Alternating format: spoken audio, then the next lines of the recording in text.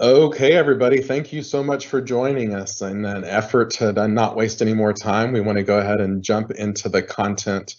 We are really excited today to be talking with some of our Microsoft partners. As you know, there has been a huge transition to Microsoft Teams during the COVID situation that we are currently living through, and people are trying to understand how to bridge that back into the workplace, and we're going to be talking about that today. For those of you that don't know me, my name is Brian Columbus. I work here at Netrix, and I am a workplace technologist. Basically, what my role is to find a common language between people that are in facilities and people that are in technology.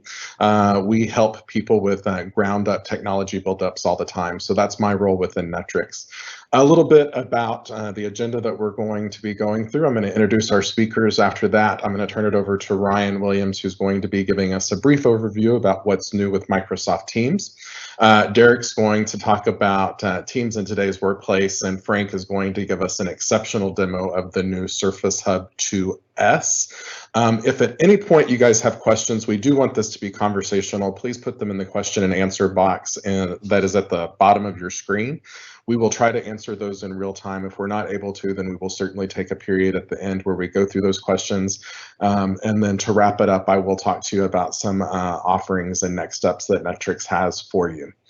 So a little bit about Netrix. We are an incredibly technical heavy organization. We have over 500 employees, but as you can see, about 375 of those people are actually technical resources, which is pretty unusual for a sales organization. We have 24/7 NOC, which enables us to provide all of our solutions as a service. And you can see some of our cultural tenets there on the left. A couple of the silos or offerings that we have at Netrix, we have a MMO solutions. That's our mid-market office in a box. And that is exactly what it says it is. So if you have an organization that is a small to mid-market, they're looking to have everything hosted in the cloud, we can do everything, including their voice and manage that as well. CIS is exactly what you think. It's infrastructure and security. Maddie, Ryan, who's going to be talking to us in a little bit, is actually one of the partners and directors of the Modern Application and Data Intelligence. So this is any of our custom applications, heavy Teams deployment, things like that. Collaboration is unified communications, audio visual, and our CRE teams. And then we have some really unique vertical solutions in the healthcare and legal space as well. So our speakers today, again, we have Ryan Williams. He's with Netrix. Like I said, he's the partner and associate director of our Maddie practice. Derek, who in addition to being a rock god, is the channel incubation and global back belt for Microsoft. And Frank, probably if you have ever seen a Microsoft demo, you've probably run across Frank. He is the senior product marketing manager and is going to do a really fantastic job. We're really excited about that. So with that, I am going to go ahead and turn it over to Ryan and talk to us about what's new with Teams. Ryan? All right, thank you, Brian. So as he said, my name is Ryan Williams. I'm a partner and associate director here at Netrix. My team is responsible for Teams deployment, and we look at it more from a collaboration perspective out of my practice, and also from a Teams as a platform. We do also offer migrations off of Skype and build outs of conference rooms, and helping customers from a voice and meeting perspective as well. My focus is a little bit different because obviously there's a lot of different things that Teams does, but let's get into some of the new things that have been announced. And I'm not going to go over quite everything, but just wanted to touch on a few highlights. But before I do that, I do want to kind of start out, and Mike, if you can build this out for me. We are at a point now where we're seeing 75 million daily active users. Part of that is because of the times we're in at the moment, unfortunately, but where Teams has been able to help out has been tremendous. As we kind of look back, we were at about 44 million daily active users last quarter, and a year ago we were about 19 million daily active users. And people are using it for all sorts of things. Obviously for meetings, and presentations like we're doing today. But then also when it comes to things like managing projects or Maybe you have a shift of people starting up.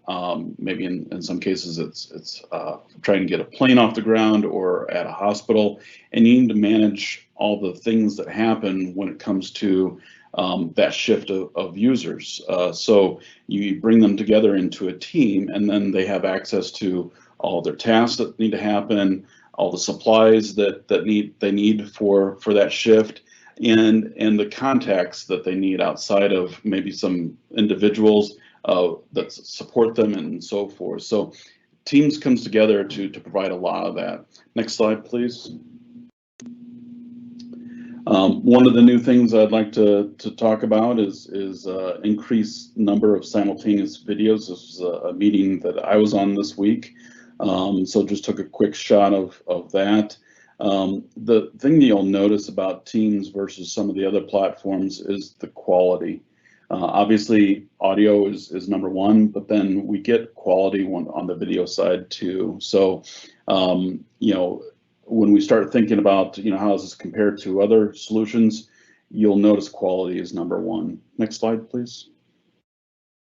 One thing that I have received some questions about is individuals from different devices trying to join a meeting.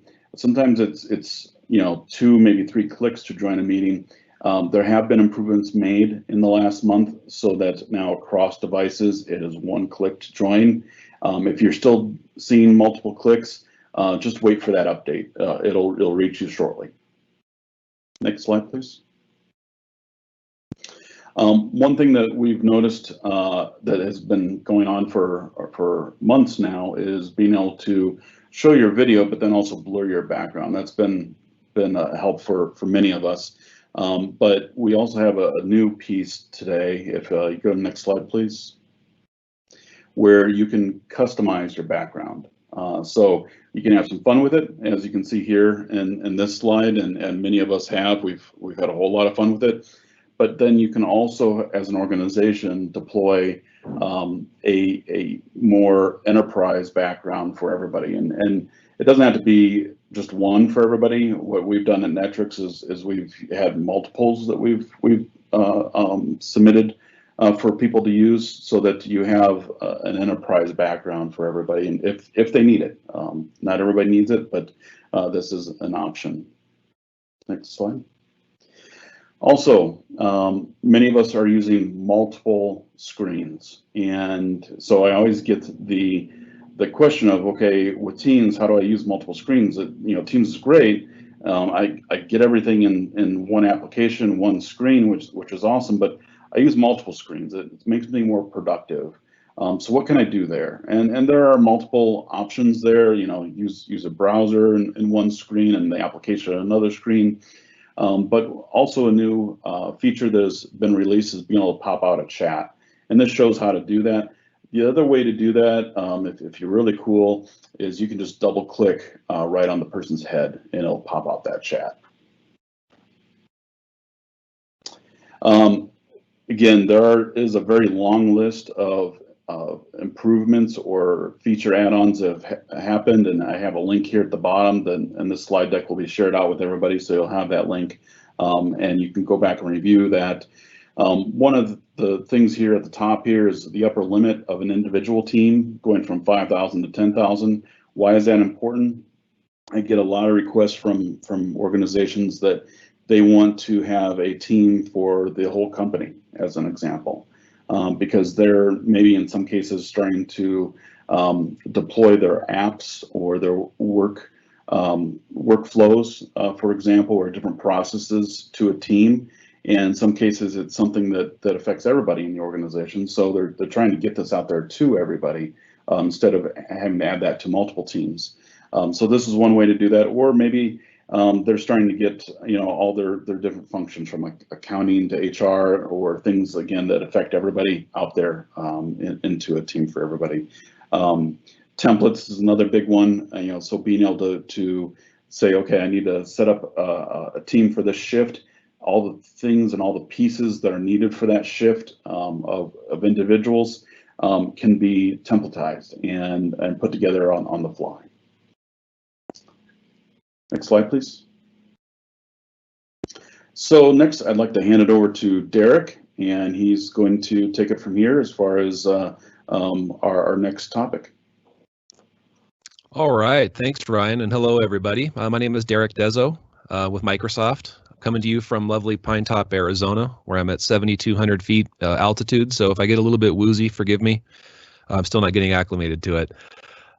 First of all, I just wanted to thank the Netrix team for the opportunity to present to you guys today. They've been an incredible partner for us. And if you remember back to the slide that showed the solution areas, our technologies spans across all the solution areas at Netrix. And so these guys have just been an incredible partner, whether it's unified collaboration, voice, video, getting customers onto Teams. They're an incredible partner for that. So I just wanted to thank them for the opportunity to present today. So I'm Derek. I look after a few different things at Microsoft. I run our Surface Hub channel for North America. So Hub as a product is kind of something I'm super deep in. But the rest of my role is also about talking about the migration to Teams, talking about how we can better collaborate. Honestly, I get into a lot of competing against things like Zoom and other platforms out there as well, as far as what I talk about. So we'll touch on some of those things today. So why don't you move me to the first slide, please? So what I first wanted to talk about is just what's happening in the world today and how the modern workforce is changing. And this slide honestly is a pre-COVID slide, so some of the data might be a little bit out of whack for what's happening today. But what we're seeing is people just rapidly transform and modernize their workforce. The way people work is changing. The technology we use to do our work is changing fast. And then COVID has only poured gasoline on that fire and accelerated the need for people to really rethink how they approach the technology that lets them collaborate and get their work done. And you can see here some of the data on the slide, right? 80% of employee time is spent collaborating. More than ever before, we need to work together to come to a solution. It's kind of interesting at Microsoft, we actually get measured and rewarded on collaboration. One of the key pillars of how we're kind of calibrated and measured at the end of the year in terms of our performance is whether or not we contributed to the success of others. So we actually could get paid money to collaborate at Microsoft. And I think that's just happening throughout the world. More and more collaboration is critical. People are moving to remote work, obviously. I'm here up in the mountains. Everybody has been moved home right now. So I think this number is not 72%, it's maybe closer to 100%. But what we're seeing happen, and in fact, our internal plans are to start reopening, to start sending people back to the office. We don't think everybody will return to the office. In fact, a lot of our competitors or partners or other big technology companies in the world have already announced things like, maybe nobody ever has to go back. And I don't think it'll be a situation where nobody ever goes back, but we do think there will be a lot of people who do remain home, maybe permanently as work from home folks, and they'll need technology that helps unlock their ability to collaborate with the other half of the organization that goes into the office and works in a bit of a different way. So part of what I'm here to talk about, and most of what I'm here to talk about for the rest of my section, is just the technologies that enable that to happen. And the most startling thing for me is the very bottom number there. 15% of meeting rooms in the enterprise are equipped with video. Although I don't know about you guys, but in the last 3 months, I have turned my camera on, I'd say 90% of the meetings I'm in. And before that, even though we had the capability, it was kind of rare that somebody had their camera on. So video has now become the norm, whether it's in our private lives or in our work lives. And so for those who return back to the office, having only 15% of the meeting spaces equipped with the ability to do video in this new world where that's expected, and in this new world where half the folks are still at home, is a pretty startling number. And we think a great opportunity for all of us to really evolve how we collaborate through technology. Next slide, please. I just want to talk about Teams quickly, and I know Ryan did a great job of talking about Teams, but what an incredible growth we've seen in daily active users for Teams, and you touched on it, right? I think 75 million daily active users, and that's from our last quarterly results. So that's probably gone up even significantly in the few weeks since we've had those results. But we've just seen incredible growth in Teams, and I think the reason why is because Teams is sort of a platform that does everything that you need to collaborate. A lot of our competition is just the audio visual, just the voice and video. Other platforms are just persistent chat. Teams gives you everything in terms of file sharing, of course, obviously organizing yourselves into teams to be able to communicate amongst a group that you define. Obviously, wonderful audio and video, the ability to have persistent chat, the ability to pin applications into it and tack up a OneNote or tack up a Whiteboard. So in other words, it's really a broad platform play. And for a lot of you out there, our end customers who are subscribing to Office 365, you're kind of getting it anyway as part of what you bought. So it's I think that's what's really driven a lot of daily active users for us, and the growth of the platform is that it comes along with Office 365, and it spans the platform play in terms of collaboration. So then we think about the devices that help enable people to do that work across spaces and devices. On the left-hand side, you see personal devices, and on the right-hand side, you see shared devices. And the personal device side of the slide is what the last 3 months have been all about for our business, right? I'm part of the Surface team. We have seen record quarters for Surface PC devices as people in vast numbers have been sent home, and a surprising number of people who only had their computer as a desktop device when they physically went into the office. So we have never seen the size of deals and the velocity of deals for the PC side of the house at Microsoft and our partners who make Windows-based PCs to enable people to go home and collaborate from home. What I want to really click into is the right side of the slide around shared devices. So next slide, please. And these are the devices that, as people wind up going back to the office, will be used for people in a huddle space or a meeting space and all that kind of stuff. And there's some considerations along the top that we think are important before we click into like the room space considerations to think about when you think about collaborating with people remotely. First of all, people want a familiar experience, right? It's tough to bounce between platforms and have to figure out how to be a productive Zoom person, then a productive WebEx person, and then a productive Teams person. So we obviously, as Microsoft, believe that settling on one, hopefully Teams, is an important thing to give employees the ability to have a familiar experience and be the most productive. Inclusivity is also super important, right? I've been a remote worker at home for 12 years now. And it's only been the last couple of years that I've really felt like a first-class participant in a meeting with folks who are at the office. If you think back to the days of Skype that many of you are probably still using, video quality is not as good. Audio quality is not as good. Reliability isn't quite as good. And so just being able to be a first-class participant in the meeting where now I can be seen and I can be heard just as much as everybody else is really an important consideration as well. I already kind of touched on quality, but again, compared to some of our competition where maybe you can get 50 simultaneous video feeds, and by the way, those things are on the roadmap for Teams as well. There's a rich roadmap of stuff coming month after month after month. Being able to see the level of resolution that gives you the ability to detect someone's vibe, their nuance, their facial expressions. Are they crinkling their brow because they're not happy with what you just said? Actually is a pretty meaningful thing in terms of the ability to communicate with the other person in a remote collaboration. So we think the quality and the caliber of Teams relative to some of our competition is pretty meaningful. And then just being ready, things that just work. And we certainly have had our share of quality challenges along the way in our journey at Microsoft, through Skype and things like that. But we really feel proud of the reliability of Teams. And I'm pretty sure there's data out there that proves that, relative to some of our competition, our uptime and our lack of failures, if you will, is pretty meaningful. So next slide, please. And actually, before I talk about this, I do want to click into, again, the roadmap for Teams. And I can't share like the NDA roadmap with you, but I just want to remind everybody that at Microsoft, we pretty relentlessly improve and add and listen to our customers, deploy upgrades, deploy updates. And I can certainly tell you guys that Teams is pretty much the top of the list for our developers and for our engineers because of the massive growth that we've seen and the importance of collaboration. So you will continue to see feature ads relentlessly coming from Microsoft, quality improvements and all that kind of stuff. And there's a pretty rich roadmap that I'm sure the Netrix team can share.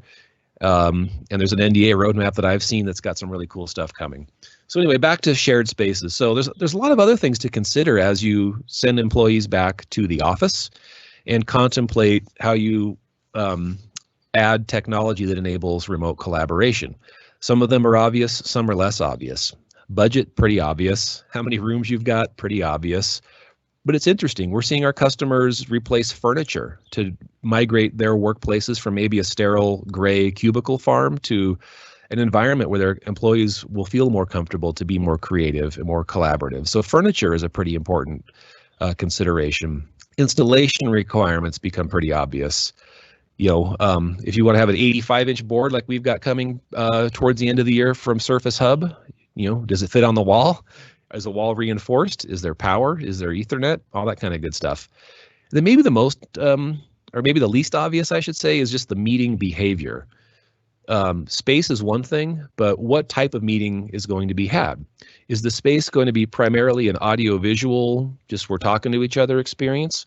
Or are you also looking for the opportunity to do joint creating content, doing that together with people who are remote? So please go to the next slide and we'll click into that. And the type of device that we recommend you pick for a Teams shared device, we think is a function of the meeting type and the space. Some meeting types, like I just mentioned, are only really going to be an audio-visual experience, and some are going to be more about co-creation. So the Microsoft Teams room, or the MTR, that's a control unit that sits on the desk in the room. It connects to a display or a TV on the wall. You book it into a Teams meeting, just like you'd book a conference room into a meeting. You walk up, single click to join into the meeting, and up comes the speakers, microphones, cameras, and the display to enable you to have a purpose-built calling and meeting solution with a native Teams experience with high-def audio, high-def video, and so on. Collaboration bar, similar to the concept of the Microsoft Teams room, right? It's just a bit of a different take on it. But again, you drop this into the room, you connect all your audio-visual equipment and your display, purpose-built calling and meeting solution, single click to join, and so on. So the first two are a wonderful solution for spaces and scenarios where the meeting type is primarily meant to be audio, video, sharing PowerPoints and stuff like that. And then what I want to do next, when we turn to Frank here to give us a bit of a demo on, is talk about Surface Hub 2S. 2S is about not only the audio-visual experience with wonderful 4K resolution on the display, 4K cameras, but also the ability to pull up a shared whiteboard and stitch content onto that whiteboard from any application.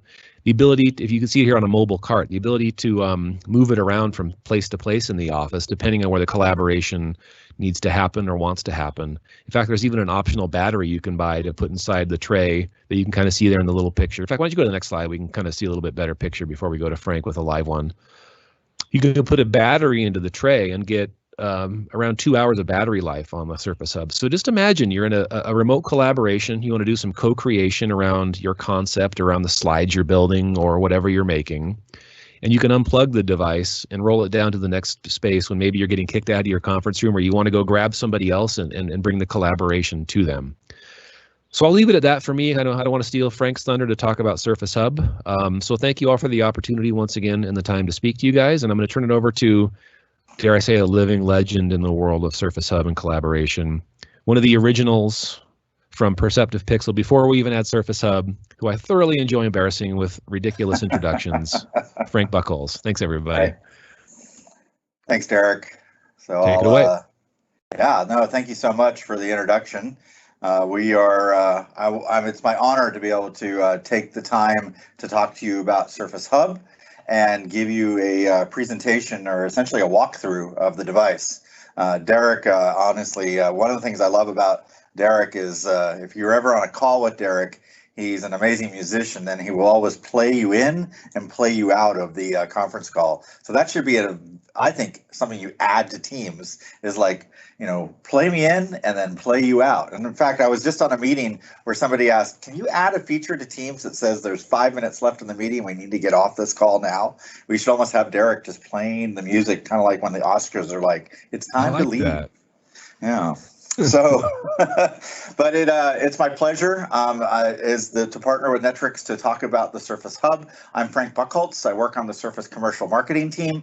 And as Derek described, I used to be on a team called Perceptive Pixel, which Microsoft acquired almost 8 years ago this summer to bring this pen and touch technology into Microsoft, especially at a large format.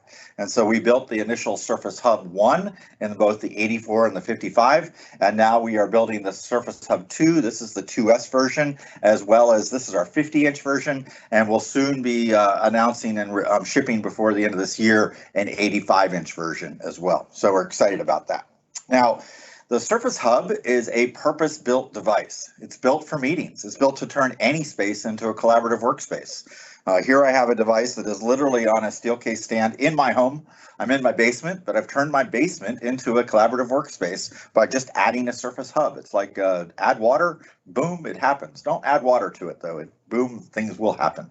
But towards that, this device is custom built for those types of experiences, meaning that it has a touch display on it. It's the best pen and touch display on the market space. We can hopefully make that claim when you experience it for yourself. But the one thing that we match up to it is not just the touch display and the excellence in pen and touch and simultaneous pen and touch, but also a purpose-built operating system. So this operating system is running Windows 10 Team OS. Now, we love to confuse people. We've been talking about Teams with an S on the end for quite a bit on this call. And Microsoft is really good at marketing the same name over and over again. In fact, if you're a fan of touch technology, we've used the term Pixel Sense on many different product lines.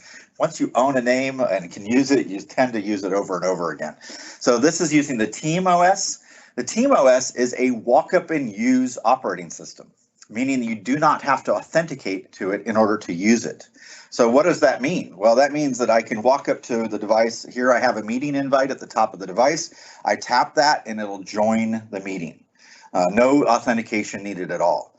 The other piece would be the whiteboard. I can tap the whiteboard app, tap it, it'll open a whiteboard and I can start drawing on the screen. Again, no authentication needed. I don't have to type in any username or passwords. Same type of idea in a meeting room. I take the cap off the pen, write on the device, no authentication. And then the final one would be connect. How do I connect content to this device like an external device? Now, know that the Surface Hub itself has its own onboard computer, right? It is its own self-contained device. In fact, this device looks like a big giant Surface Pro. Right, we're at Surface Pro 7 right now, 12.5-inch screen. This is a 50-inch screen, 4K, right? It has cutouts in the glass for the camera or for the microphone, where it has treble and mid-range actually coming out of the glass and bass out of the bump in the back of the device. Really full, rich fidelity sound. The other part, though, is that this is a device you could hook up a Bluetooth keyboard and mouse to and other pieces and be able to interact to the device in that regard. So very similar to a computer, just a big computer, and the 85-inch will be the same way. But because of this walk-up and use operating system, I can do some unique things. One of those is the Connect app. So let me just show you how that works. I tap on the Connect app, Hey, Frank. and you'll notice that it's black right now, but at the bottom of the screen is a small little icon that indicates a computer that I actually have coming in here. Now I'm going to pan my camera down a little bit because I want you to be able to see that computer. That is the new Surface Book 3. So I'm going to plug that as well. That's the new Surface Book 3 that we just announced about 4 weeks ago. It's shipping today. That device is a laptop that is a 2-in-1 that has a tablet portion on the top. But the real power is that it has a GPU, a discrete GPU from NVIDIA. And in this place, it's the RTX 3000, which is the new ray tracing and AI capable GPU, one of the most powerful GPUs on the market space. And so that brings the power of, say, something like Photoshop. So if I come back up to the device, there we go. If I come back up to the device, if I tap on that little window, it brings it full screen, right? And so now I have the full fidelity of having ink back and touchback back to that device. Now I'm connected to the Surface Book 3 and the Surface Hub over one cable. It's kind of cool. It's a USB-C cable that carries video, so it's a special USB-C cable. It has to carry video, but it's carrying 4K video into the Surface Hub at 60 hertz, so it's high refresh rate. But the cool part is I have ink back touchback over that same USB cable back to the host device. So I can essentially come in here and manipulate this piece of Photoshop, this high-end application, professional application that people make money on and use in order to pay their salaries and other pieces and create professional content. So I can use that for pen and touch and ink, all these different capabilities that you would have and have this full 4K fidelity at a very large 50-inch screen. Now, the other cool thing that I can do, though, is if I disconnect that Book 3 now, let me go ahead and do that. One cable disconnected, it loses the connection, but now you see I'm holding the device. I don't have a connection back to the Surface Hub. we have a capability of what's called Mirrorcast. Now, Mirrorcast would be better for like PowerPoints and Word and other types of whiteboarding collaboration that you would do. Know that the Surface Hub is a fully capable device of running all those types of things itself, but sometimes you walk into a meeting with your own device and you want to be able to project the content like you project to an LCD or project into a Teams meeting. So in this case, I go Windows K and I look for all the Mirrorcast enabled devices in this space, and one of them is the Surface Hub behind me. So I tap on that, it says Surface Hub 2S, and now it'll project to this particular device. Now there it is, it's projected, but not only does it project, it actually has Inccrat touchback between the host device, the Book 3, and the Surface Hub. So if I was to now hold this device, I could come in back to this Photoshop and actually manipulate this data. Now this is 1080p now, but still high resolution rate to be able to come in here and have Mirrorcast be able projection back to the host device. In the case of a PowerPoint, I could be projecting up to the device, leave this device where it is, and be able to have it. One other cool thing would be as you walk into your boss's office and say, hey, I've got something to show you. They have a Surface Hub in their office and you're able to project to it. They're able to ink it up and make corrections and kind of hand you your feedback on your actual device. But at no time were you leaving your content on their device. It's always on your device, and you're able to now take your lumps and go back to your office and make those corrections that your boss wanted you to make. So nice kind of flow towards that. All right, I'm going to close this book and be able to come back to the Surface Hub. Now, we talked about, was there a question? Yeah, sorry, Derek here. Can you explain the high contrast mode thing so we know what that's all about? Yeah, absolutely. So what Derek's pointing out is that the device looks a little different. If you have a Surface Hub today, you'll say the screen looks a little different than what I normally am used to. That's because I'm talking to you right now across a Teams certified Logitech Rally Cam that's connected into a Surface Pro 7 that I'm actually communicating to you from. And so that camera doesn't necessarily like the bright white lights and the bright whiteboard lights that come off the Surface Hub. Now I can dim the Surface Hub's brightness quite a bit, but it still isn't quite enough for this camera. So the camera, I went ahead and went into accessibility mode on the Surface Hub, and I changed it to high contrast mode, which essentially turns the white bright lights into a black background. It's kind of like dark mode, but not really. I mean, it's not quite as customized and formatted the way it would be, but it does give you an easier way to present online. And hey, even working from home and showing your camera and showing the Surface Hub device allows me to do that. All right, now with that, let's talk about the Surface Hub. Sometimes I do want to authenticate to this device. This is a very integrated device into the Office 365 and Teams environment. We build these solutions together as one Microsoft. And so in order to do that, I don't want to come up to the device and type in a username password because people could see my password or even guess at the number of characters. It's just not secure. So we've made a way that you can walk up to this device without any passwords and be able to log into the device. Let's show you how to do that. So if I hit My Meetings and Files, I hit Sign In, and I'm given a list of users. Now, the reason we do that is because there's odds are that if you are in a meeting, you might be one of the people that actually walks up to the Surface Hub in order to sign in. It's kind of like that book of if you give a mouse a cookie, they're going to do this thing. If you attend a meeting with a Surface Hub, you're likely going to walk up to it to sign in. You can tell I have kids, right? So towards that, I see 3 users. One of them is Jane Demo. I'm going to pretend to be Jane Demo for the next few minutes, and I'm going to sign in as Jane. So I hit Continue, and normally it would prompt for password, but in this case it says Send Notification.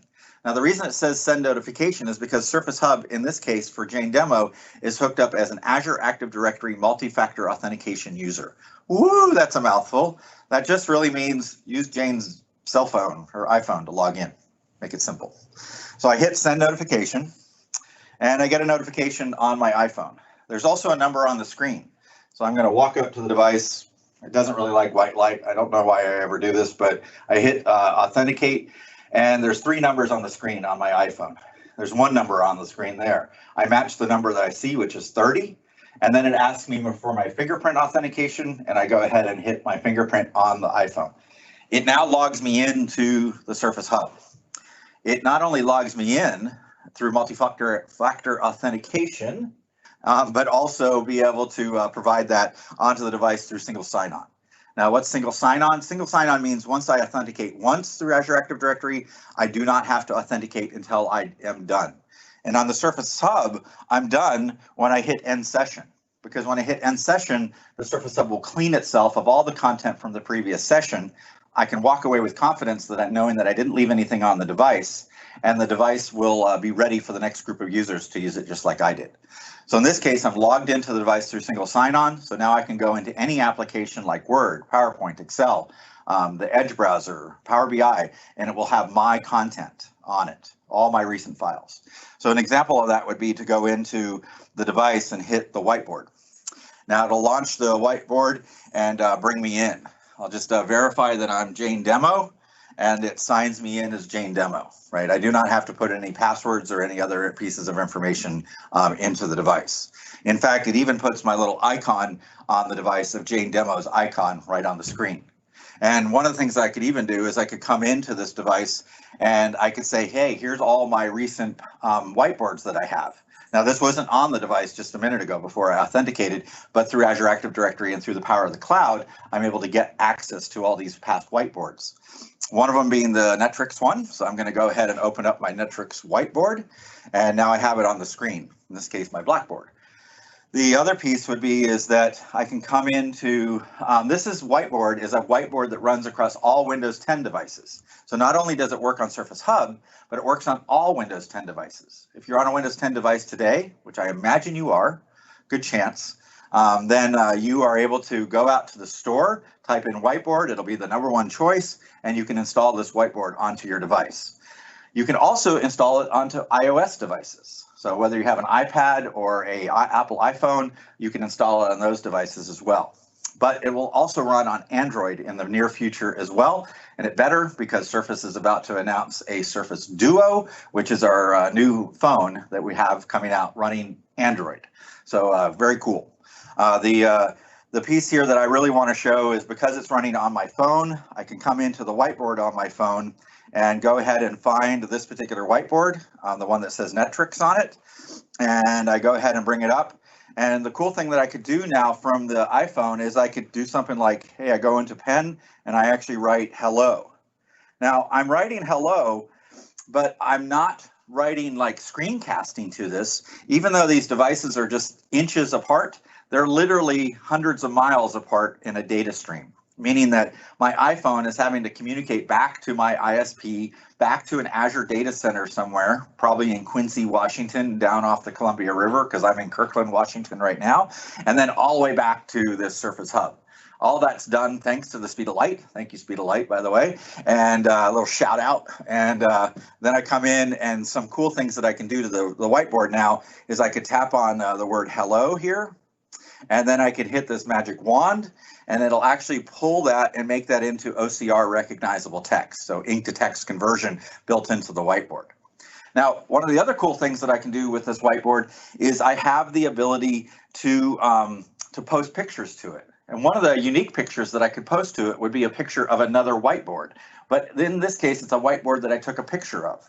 And why do you take pictures of whiteboard? Well, that's kind of what you do at the end of a meeting when you're using a static whiteboard that's not on a Surface Hub or on another Windows 10 device, is you take pictures of them because somebody says, that's a great idea that we just wrote up there. Somebody should take a picture of it. But then it sits on your phone until you decide to transcribe it into some other format and be able to do that. But wouldn't it be cool if you could actually reuse that data towards that? So here I'm going to come in on my iPhone and grab that picture and paste it up onto the screen.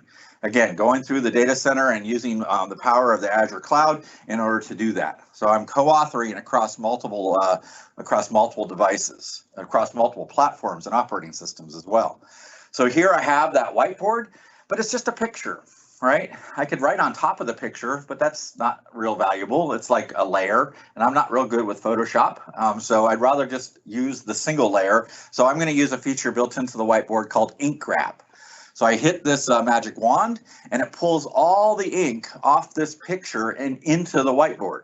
And so I'll set my phone down at this point because I want to grab my pen because it's using AI in the cloud in order to do this.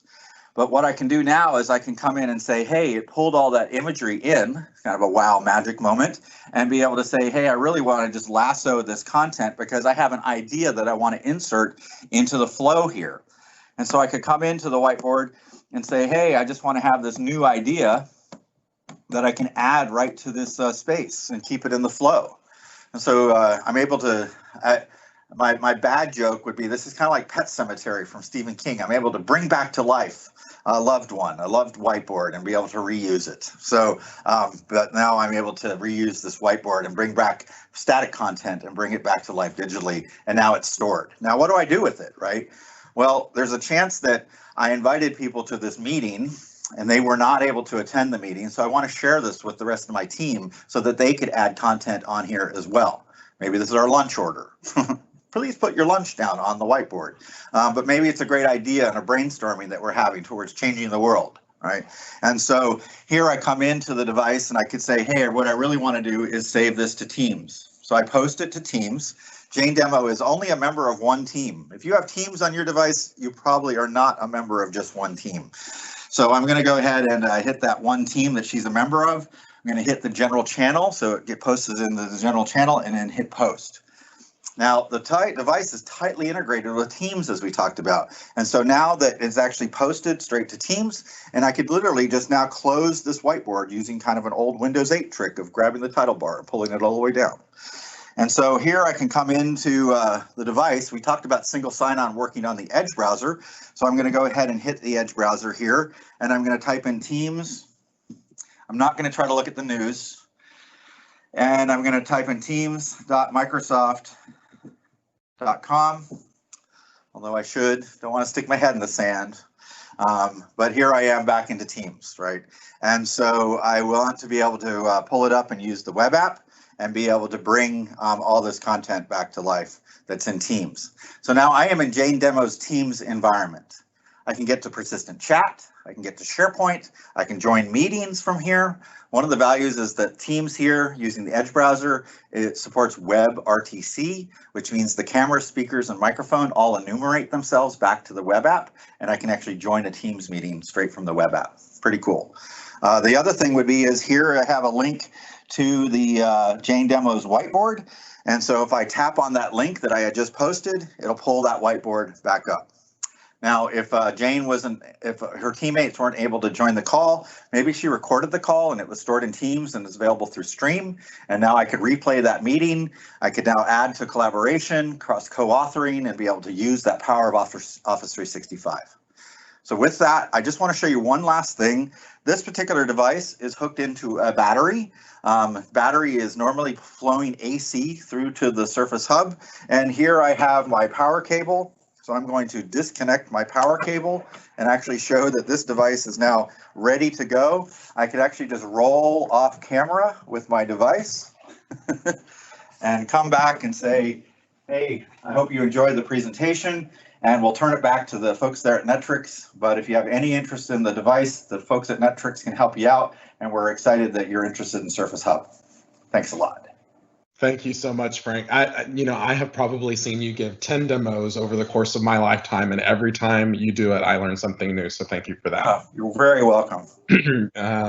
So the next part of the conversation is kind of what is collaboration going to look like once we get back into the workforce. And we understand that just because of physical distancing, we're going to have to make some physical changes to the way that we collaborate.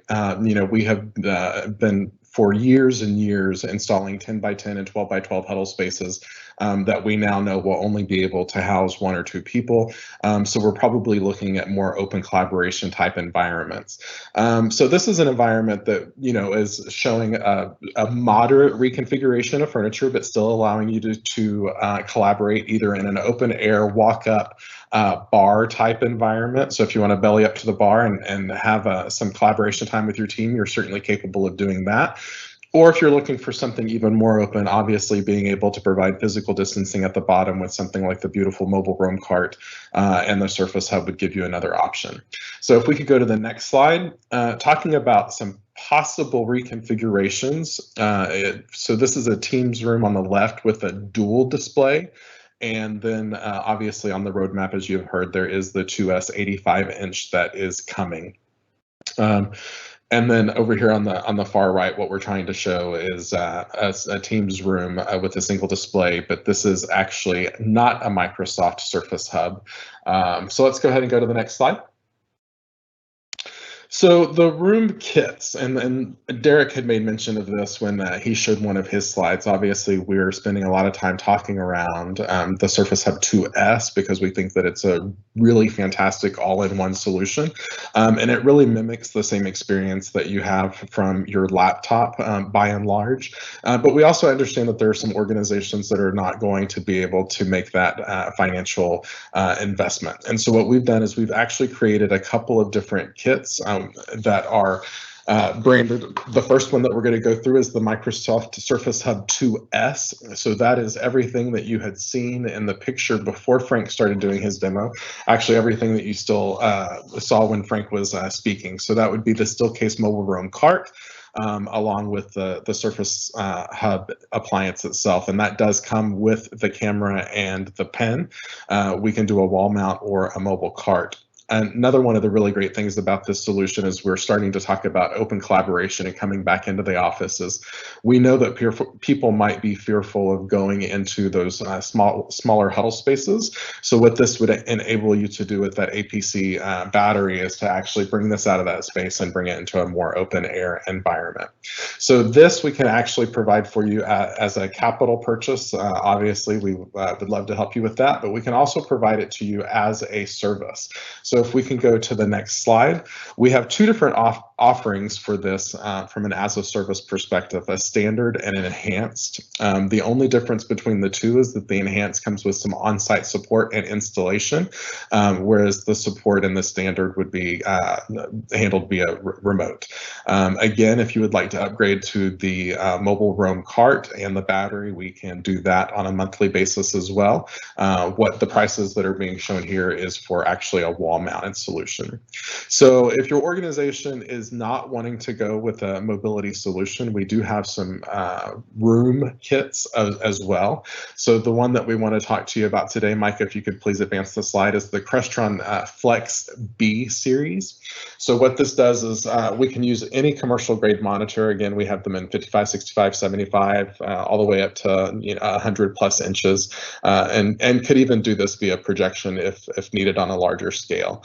But they will come with soundbar camera combos, or we have a speaker and PTZ camera, so these can scale up or scale down. They're not necessarily just for the huddle space.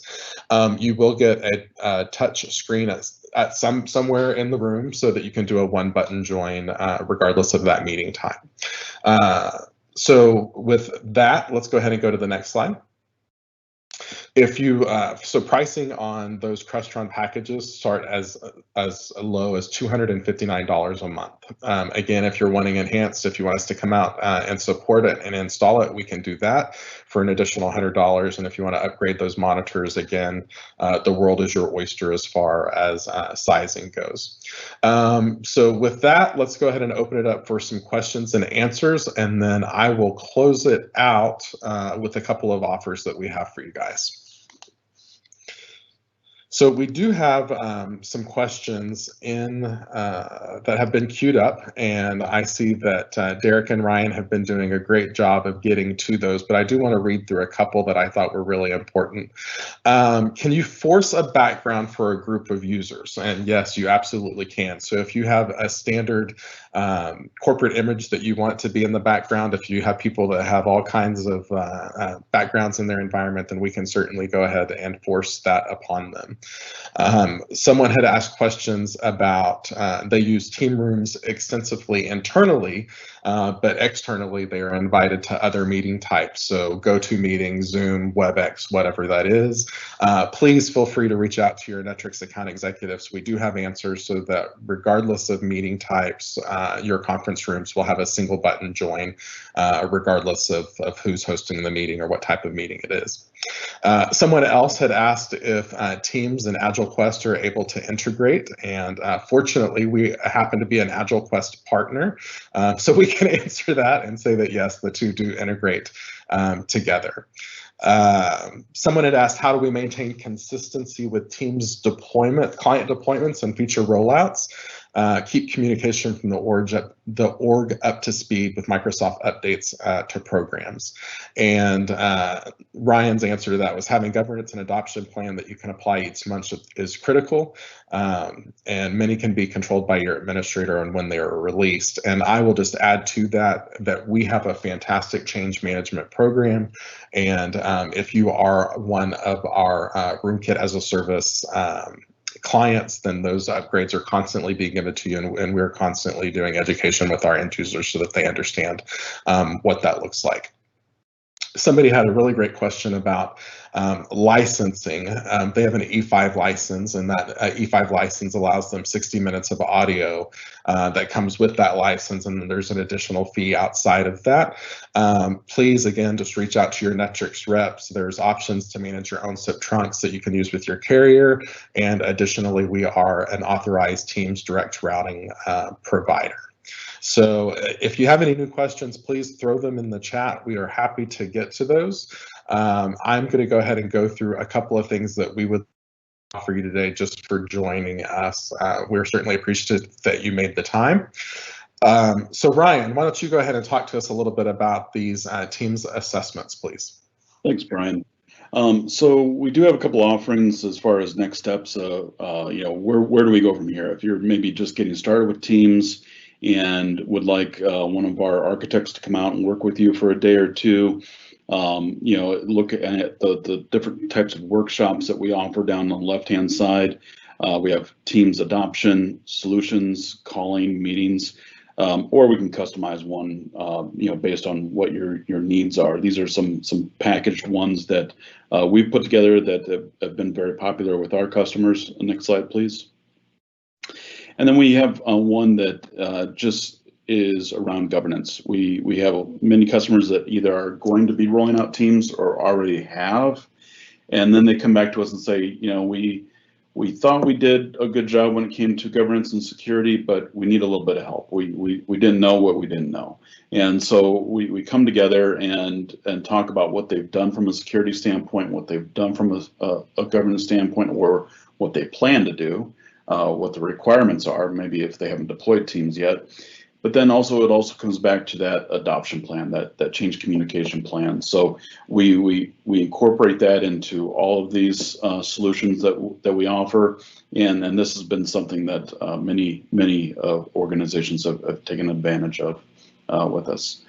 Brian?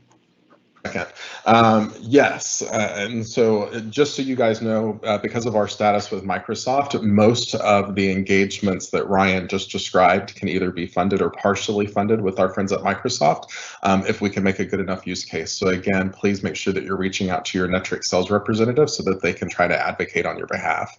A couple of other offers that we have for you today. One thing that we've been asked a lot about is employee readiness and return to work.